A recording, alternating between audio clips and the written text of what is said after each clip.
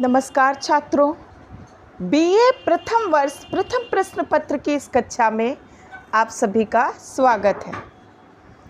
आज की प्रथम प्रश्न पत्र प्राचीन एवं मध्यकालीन काव्य की इस कक्षा में प्रकरण है बिहारी के महत्वपूर्ण दोहों की व्याख्या। जैसा कि हम सभी जानते हैं कि प्राचीन एवं मध्ययुगीन काव्य के अंतर्गत रीतिकाल के अध्ययन में बिहारी के दोहे हमारे पाठ्यक्रम में समाविष्ट हैं।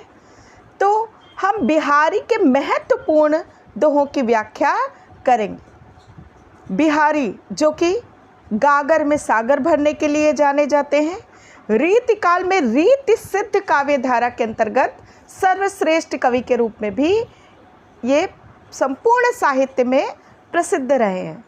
तो चलिए देखते हैं बिहारी के महत्वपूर्ण दोहों की व्याख्या। ये हमारी व्याख्या का पहला भाग है और बिहारी के महत्वपूर्ण दोहों की व्याख्या हम 3 भागों में समाप्त करने का प्रयास करेंगे।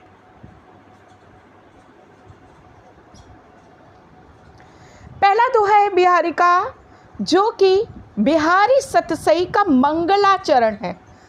मंगलाचरण जिसमें कवि अपने ग्रंथ की निर्विघ्न समाप्ति के लिए, अपने ग्रंथ की सफलता के लिए अपने आराध्य, अपने इष्ट से प्रार्थना करता है। तो प्रस्तुत दोहे में प्रस्तावनात्मक उक्ति के द्वारा कविवर बिहारी अपनी इष्ट राधा की वंदना कर रहे हैं। बिहारी कह रहे हैं, मेरी भव बाधा हरो राधा नागरी सोई, जा तनकी झाई परे श्याम हरित दुति होई। प्रस्तुत दोहा मंगलाचरण है और मंगलाचरण के द्वारा बड़ी ही चतुराई के साथ, बड़ी ही चतुरता के साथ बिहारी श्री कृष्ण से अपने ग्रंथ की सफलता हेतु कामना कर रहे हैं। वे जानते हैं कि श्री कृष्ण जो है वो राधा रानी की कृपा के अधीन है तथा यदि हम राधा रानी को प्रसन्न कर लें तो श्री कृष्ण स्वतः ही प्रसन्न हो जाएंगे। तो इसलिए वे राधा रानी के चरणों की वंदना कर रहे हैं। वे कह रहे हैं, मेरी भव बाधा हरो। भव अर्थात दुख, बाधा अर्थात सांसारिक बाधाएं। तो वे राधा रानी से कह रहे हैं कि मेरी भव बाधा हरो राधा नागरी सोई, कि हे चतुर राधिके, हे चतुर राधा रानी, आप मेरी समस्त भव और बाधाओं का नाश कीजिए, उन्हें हरिए, उन्हें मेरे जीवन से दूर कीजिए। क्यों? क्योंकि जा तन की झाई पड़े, कि जिसके तन की छाया पड़ने मात्र से ही श्याम हरित दुति होई। अब हरित दुति ये शब्द इस दोहे में एक बार प्रयुक्त हुआ है, परंतु इसके एक से अधिक अर्थ हो सकते हैं। अर्थात यहाँ पर श्लेष अलंकार का चमत्कार दिखाया है बिहारी ने। वे कह रहे हैं कि जिनके तन की छाया पड़ने मात्र से ही श्याम सुंदर हरित दुति अर्थात हरे भरे अर्थात प्रसन्न वदन हो जाते हैं। और यहाँ पर दूसरा अर्थ है कि राधा गौरांगना है, तो गौर वर्ण जो है वो पीता आभा लिए होता है, कुछ पीलापन लिए होता है, और जब वो श्याम रंग अर्थात सांवला रंग श्री कृष्ण का राधा के संपर्क में आता है तो गौर वर्ण की छाया जब श्याम वर्ण पर पड़ती है तो उसकी चमक हरे रंग, दोनों रंगों के सम्मिश्रण से हरा रंग जो है वो निर्मित हो जाता है। तो यहाँ पर 2 अर्थ हैं। एक तो कि हे राधा नागरी, हे चतुर राधे, आप मेरे जीवन के समस्त विघ्न बाधाओं को दूर कीजिए। आपके लिए कुछ भी असंभव नहीं है, क्योंकि आपके तन की छाया मात्र से ही श्याम सुंदर श्री कृष्ण प्रसन्न वदन हो जाते हैं, या आपके गौरांगी पीत वर्ण की छाया मात्र से ही श्री श्याम का सांवला सलोना रूप जो है वो हरी छाया वाला हो जाता है। तो प्रस्तुत दोहा जो है वो मंगलाचरण है तथा इसमें नमस्कारात्मक और बहुनिर्देशात्मक दोनों ही विधियों का प्रयोग किया गया है। यदि इसमें हम अलंकारों को देखें तो श्लेष, काव्यलिंग, रूपकाशयोक्ति तथा अनुप्रास अलंकारों की छटा दिखाई देती है। भाषा ब्रज है। अगला दोहा देखते हैं कि अपने अंग को जान के जोबन नृपति प्रवीण, स्तन मन नैन नितंब की बड़ो इजाफा कीन। इजाफा, अब देखिए बिहारी की भाषा ब्रज भाषा अवश्य है, परंतु उसमें अरबी, फारसी और संस्कृत के तत्सम विविध ग्रामीण भाषाओं के भी शब्द मिले जुले दिखाई देते हैं। अब इजाफा शब्द जो है वो संस्कृत या हिंदी भाषा या ब्रज का नहीं है, बल्कि ये अरबी, फारसी और उर्दू की शब्दावली से ग्रहित है। तो यहाँ पर जिस तरह से यदि कोई राजा किसी राज्य पर चढ़ाई करता है, आक्रमण करता है और उस राज्य को जीतने के बाद वो उन लोगों को पुरस्कार देता है, उन लोगों को सम्मान देता है, उन लोगों को तरह तरह के जो है वो अलंकरणों से सुशोभित करता है जो उसके पक्ष के होते हैं। तो यहाँ पर अपने अंग के जान के जोबन नृपति प्रवीण कि नायिका की सखी नायिका से कह रही है कि हे सखी, कामदेव रूपी राजा ने, कामदेव रूपी चतुर राजा ने अपने पक्ष का जान करके स्तन मन नैन नितंब की बड़ो इजाफा कीन, कि जैसे ही तुम्हारे ऊपर यौवनावस्था का सौंदर्य चढ़ा है, वैसे ही कामदेव रूपी चतुर यौवन के राजा ने तुम्हारे स्तन, मन, नेत्रों और नितंबों में वृद्धि कर दी है, अर्थात उनका इजाफा कर दिया है। तो ये तो बिल्कुल सांसारिक जो है वो बात है कि जो भी राजा होता है या जो भी सरदार होता है वो अपने पक्ष के लोगों को अच्छे अच्छे पद देता है, उनको संतुष्ट करता है। तो वही जो है वो व्यवहारिक ज्ञान यहाँ पर बिहारी दिखा रहे हैं। तो दूती नायिका का संवाद है और दूती नायिका के यौवनागमन के कारण उसके शारीरिक परिवर्तनों को लक्ष्य करके उससे ये बोल रही है कि कामदेव रूपी यौवन के राजा ने अपने पक्ष का जान करके तुम्हारे स्तन, मन, नेत्र और नितंबों को वृद्धि देना प्रारंभ कर दिया है, इजाफा कर दिया है उसने। तो यहाँ पर यौवन आने पर चित्त, चतुराई और नेत्रों के बढ़ने की स्वाभाविक क्रिया को सुंदरता के साथ चित्रित किया है बिहारी ने। रूपक अलंकार का प्रयोग किया गया है तथा ब्रज भाषा का माधुर्य दर्शनीय है। तीसरा दोहा देखते हैं। औरे ओप कनी निकनु, गनी घनी सिरताज। कनी निकनु बोलते हैं आँखों की पुतलियों को। मनी घनी के नेह की बनी छनी पटलाज। पट मतलब पर्दा, लाज मतलब लज्जा। तो यहाँ पर नौ यौवना मुग्धा नायिका की आँखों में उत्पन्न अनुराग की चमक की ओर संकेत करते हुए दूती कह रही है कि औरे ओप कनीन कनु, कि हे सखी, तुम्हारी आँखों की पुतलियों की जो चमक है वो कुछ और ही है।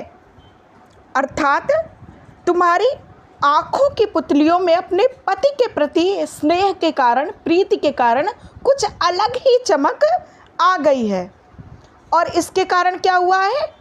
गनी घनी सिरताज, कि तू सपत्नियों में सर्वश्रेष्ठ मानी गई है, शिरोमणि मानी गई। सिरताज, सिरताज मतलब सर्वश्रेष्ठ। मनी घनी के नेह की बनी छनी पटलाज, कि हे मुग्धा, तेरी ये दीप्तवान नेत्र पुतलियाँ लज्जा में लिपटी हुई हैं। अर्थात लज्जा जो है वो नारी का सर्वश्रेष्ठ आभूषण है और लज्जा में लिपटी होने के कारण ही क्या है ये कि बनी छनी पटलाज मनी घनी के नेह की, अर्थात अपने पति के स्नेह की वह नीलम मणि बन करके रह गई हैं।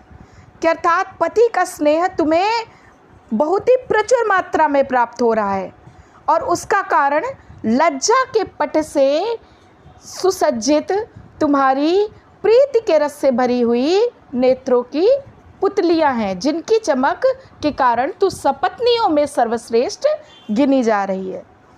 तो यहाँ पर बिहारी नव यौवना होने के कारण नायिका का लज्जा युक्त होना लक्षित करके इस दोहे को वैशिष्ट्य प्रदान कर रहे हैं कि लज्जा जो है नारी का सर्वश्रेष्ठ आभूषण है।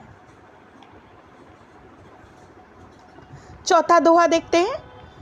जुवत जोन में मिल गई नैकु न होत लखाई।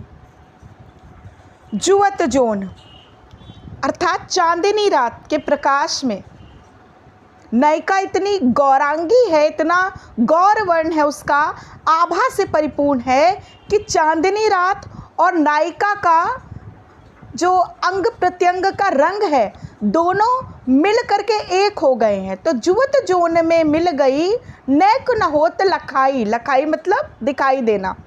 और सौंधे के डोरे लगी अली चली संग जाई, कि नायिका जो है वो इतनी गौरवर्णा है कि चांदनी रात के प्रकाश में चांदनी रात का प्रकाश और उसका रंग दोनों मिलकर एक हो गए हैं।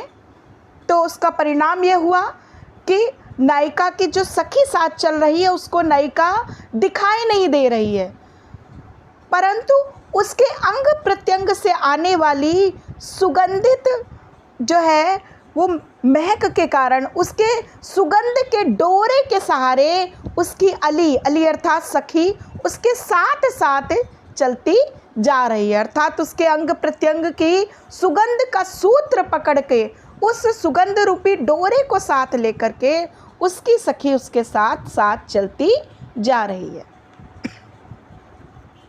तो यहाँ पर अलंकार यदि हम देखें तो उन्मीलित तथा भ्रांतिमान दोनों अलंकारों की छटा दर्शनीय है।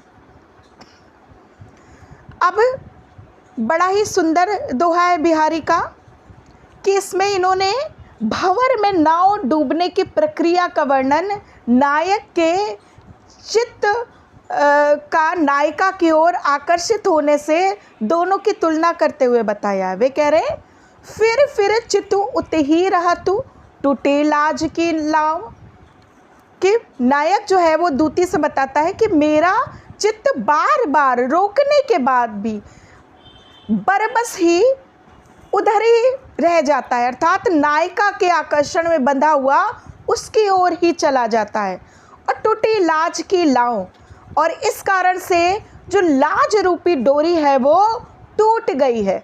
जिसने मेरे नेत्रों को बांध रखा था वो लाज रूपी डोरी टूट गई है। अंग अंग छवि झौर में, अब नायिका के अंग प्रत्यंगों की छवि के झौर में, झौर मतलब चकाचौंध में, मैं भयो भौर की नाव, मेरा मन किसमें, भंवर में डूबी हुई नाव के समान हो गया है। अब जब भंवर पड़ता है तो जो नाविक होता है ना वो किनारे किनारे जो है वो रस्सी के सहारे अपनी नाव को आगे बढ़ाता है, और जैसे ही खींचने के कारण वो रस्सी टूट जाती है, नाव जो है वो किनारे से अलग हो जाती है, धागा टूटते ही भंवर में वो नाव डूब जाती है। उसी प्रक्रिया का सुंदर वर्णन करते हुए बिहारी कह रहे हैं कि नायक का मन, नायक का चित्त नायिका की ओर ही बंद करके रह गया है और लाज रूपी रस्सी टूट गई है।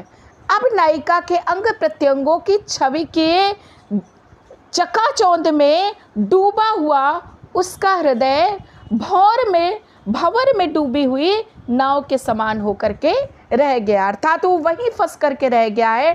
अब उसका बाहर निकलना असंभव है। तो बड़ा ही सुंदर दोहा है। अब यहाँ पर जो है वो नाव के भंवर में डूबने की प्रक्रिया का जो है वो उदाहरण देते हुए बिहारी नायक के चित्त का जो है वो नायिका के सौंदर्य में फंसने से समता करते हुए दिखाई दे रहे हैं।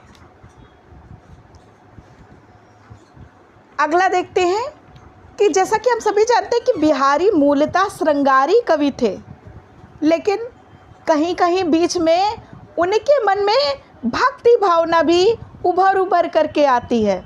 बिहारी राधा वल्लभ संप्रदाय से संबंधित थे, इसीलिए उन्होंने अपना जो मंगलाचरण जो है वो ग्रंथ में वर्णित किया है, वो भी उन्होंने राधा नागरी के लिए लिखा है। तो यहाँ पर भी वे भक्ति के प्रवाह में डूबे हुए दिखाई देते हैं। वो कह रहे हैं नीकी दई अनाकनी, कि हे प्रभु तुमने तो अच्छी अनसुनी कर दी। अनाकनी अर्थात बात को ना सुनना। फीकी परी गुहार, कि मैं पुकार पुकार के थक गया, तुमने मेरी बात की अच्छी आनाकानी कर दी, अब तो मेरी गुहार भी फीकी पड़ गई है। तजो मनो तारन बिरदु, अब यहाँ पर उत्प्रेक्षा अलंकार है। वे कह रहे हैं तजो मनो तारन बिरदु बारक बारन उतारी, कि ऐसा लग रहा है कि तुमने एक बार मगर के ग्रास से हाथी को बचा करके, बारनु बारनु अर्थात हाथी, बारक मतलब एक बार, और तारी मतलब तारना, मोक्ष प्रदान करना। तो कह रहे हैं कि ऐसा लग रहा है कि तुमने बस एक बार गजराज को मगर के ग्रास से बचा करके उसको मोक्ष दे दिया, और उसके बाद तुमने अपना तारनहार बनने का जो विरद था उसको त्याग दिया है, तभी तो तुम मेरी पुकार नहीं सुन रहे हो। तो बड़ी ही चालाकी के साथ बिहारी अपने मोक्ष की गुहार लगाते दिखाई दे रहे हैं अपने आराध्य से।